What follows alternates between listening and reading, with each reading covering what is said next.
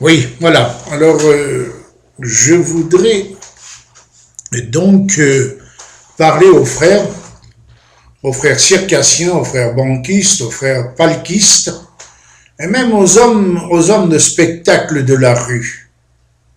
Je voudrais vous rappeler cela avant votre conversion, avant notre conversion. Rappelez-vous, à lui, il lui suffisait d'apparaître seulement pour que tous les petits gavalets, les petits enfants, soient contents et crient de joie. Alors, petits ou grands, ils avaient tous les regards braqués sur lui. Car lui, avec son nez rouge, et tous ces petits gavalets, ils étaient tous dans l'attente d'une gaffe, d'une chute, d'une claque.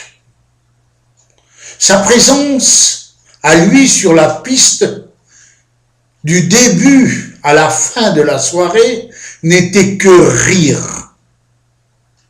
Et même il était mieux apprécié que les autres numéros, même que les chevaux, les autres animaux. Il faisait, lui, à chaque soirée, pour que quelques heures, la joie profonde de tout le cœur des petits enfants sur les gradins. Il menait la joie, faisait le dîner long.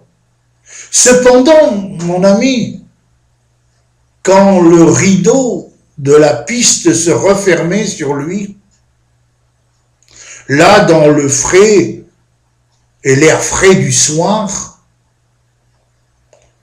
lumière éteinte, il n'était plus le même homme, le clown. Il était revenu un homme. Il s'apercevait que rire et joie n'étaient qu'illusion, car maintenant, dans le secret de sa caravane, le mystère du clown était fini. Et là, c'était un autre homme, et c'est un autre homme. Pourquoi? Parce que le clown n'existe plus. Mais bon frère, quand que l'homme pas éclairé, pas converti, qui fait bien souvent comme un clown, que du spectacle dans sa vie, et que par orgueil il ne fait pas la paix avec Dieu, et qui ne cesse de jouer la comédie avec lui-même. Un jour, il se retrouve face à face avec lui-même. Car tout homme non converti, il a l'incertitude pour après la mort. Alors certes, cette assurance, cette certitude de la pensée de l'éternité que seul le chrétien évangélique converti, baptisé, a cette ferme certitude. Toute personne, mes amis, au soir de sa vie, dans sa vieillesse, est face à face avec lui-même, face à face avec la pensée de l'éternité. Que tu es intellectuel ou non intellectuel, tu as cette pensée de l'éternité qui trotte dans ta tête. Alors, un jour, là devant un vieux miroir dans sa caravane quand il a fini de faire le dîner long, vieux miroir qui ne reflète, lui, que la vérité telle que nous sommes. Alors sur ce vieux visage, devant ce miroir, ce vieux visage ridé par les soleils de toutes ces routes, ce vieux clown, ce vieux bohémien, qui a tant fait rire, le voilà encore qu'il est à chaudes larmes, et des larmes de tristesse à nouveau coulent sur ses joues ridées. Car ce soir encore, la tristesse s'est emparée de son âme à ce vieux bohémien à la barbe blanche. Oh, en réalité, elle ne l'a jamais quitté, cette tristesse.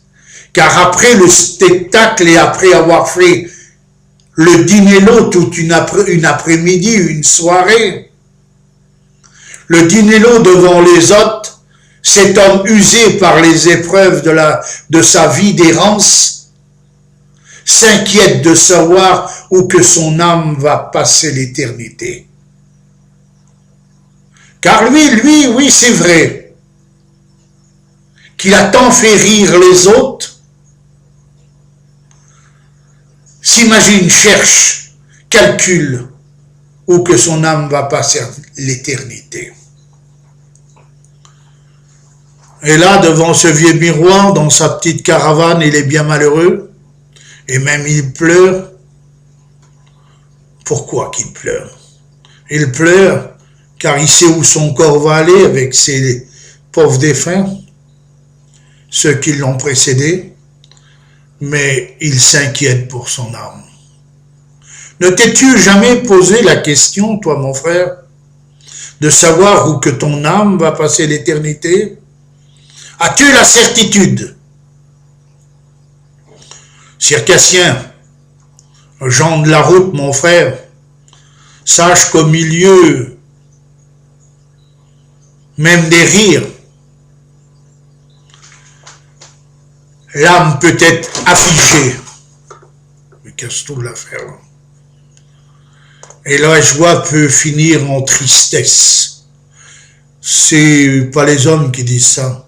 C'est dans la Bible, c'est le livre des Proverbes, chapitre 14 et verset 13. Alors, ne sois pas, frère, de ceux qui font de toute leur vie comme de la comédie ou de l'apparence illusoire.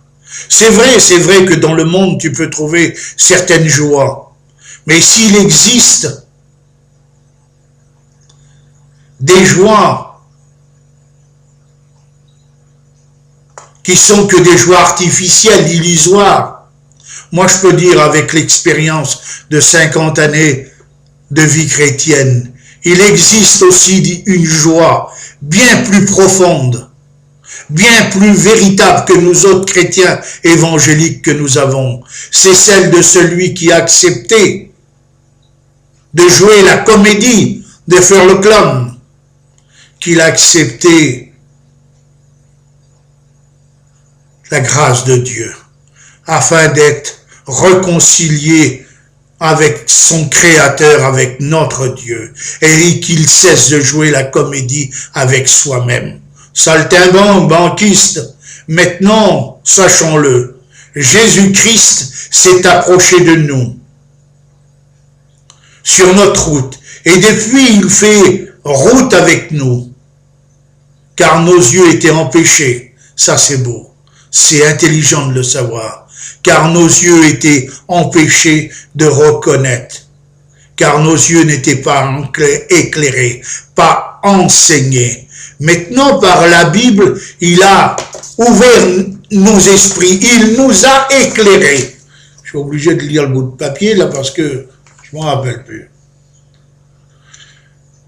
Non, il a éclairé notre conscience et puis on se sent responsable de la comédie qu'on pouvait se jouer avec nous-mêmes. Voilà, tu peux, tout comme moi si tu le veux, frère, banquiste, circassien, palquiste, homme de spectacle du rue, tu peux cesser de jouer la comédie avec toi-même. Finir de faire le comédien pour les autres.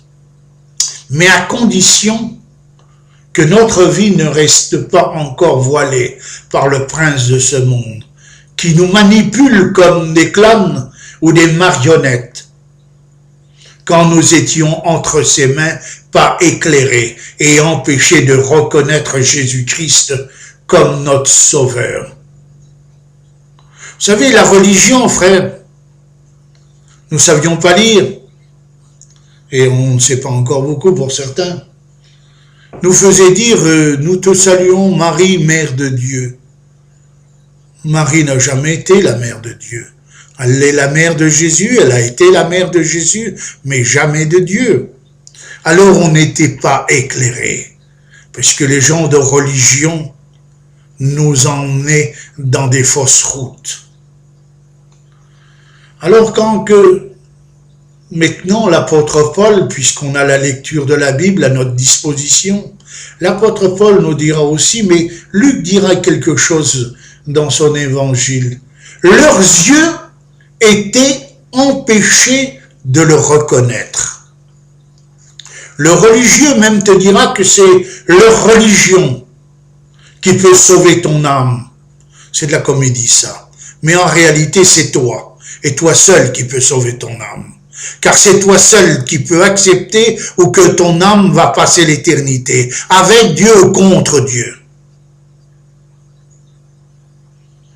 Cette division, cette religion aussi, nous a emmenés sur des fausses routes.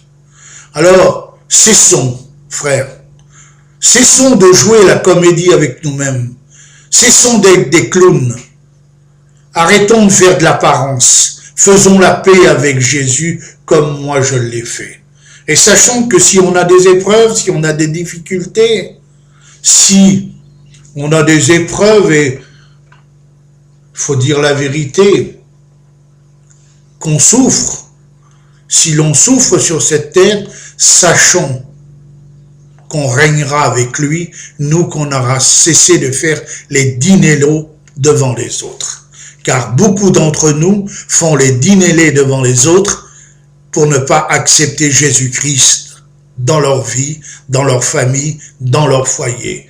C'est une pensée que j'ai voulu écrire pour une de mes petites filles qui est née, que je ne l'ai pas encore vue. Cette petite fille, elle s'appelle Choukarnak. Comprenez ce que c'est? Si vous comprenez ce que c'est, faites-moi le savoir. Elle a été nommée Choukarnak. Et puis, frère, je t'invite de faire un bout de route avec moi dans la lecture spirituelle de la Bible. Alors, viens sur mon site, Pierrot de Brive, regarde sur ces YouTube, là, je sais pas comment ils appellent, les techniques, regarde ça et fais-moi le savoir. Que le nom de Jésus soit béni et que vous soyez tous bénis dans le nom de Jésus. Merci Seigneur. Amen. Voilà. Là maintenant j'arrête ça.